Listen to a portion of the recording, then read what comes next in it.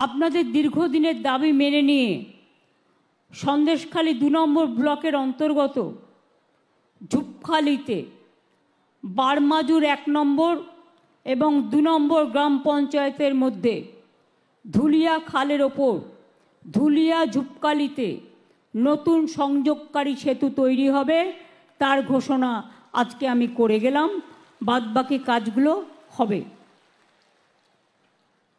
আমি Basirhat sub division নিয়ে এখানে বলবো না, অনেক কাজ হয়েছে এবং আপনাদের জেলাতেও নতুন জেলা হবে, আগামী দিন নতুন সাব ডিভিশন হবে। সেগুলো যখন হবে, কারণ আপনাদের অনেক দূর দূরান্ত থেকে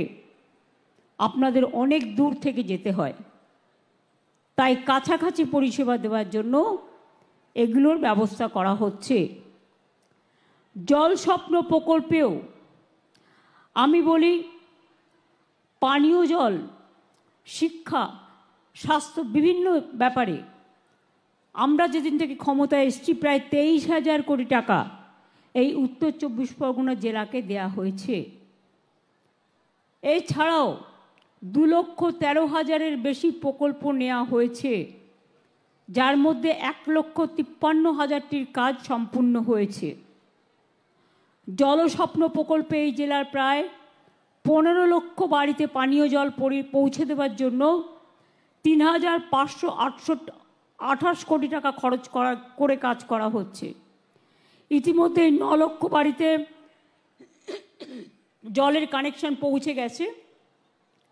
এছাড়াও এই জেলায় আমরা ৪,৫০০ কোটি টাকা খরচ করে নানান বড় পানীয় জল প্রকল্প করছি।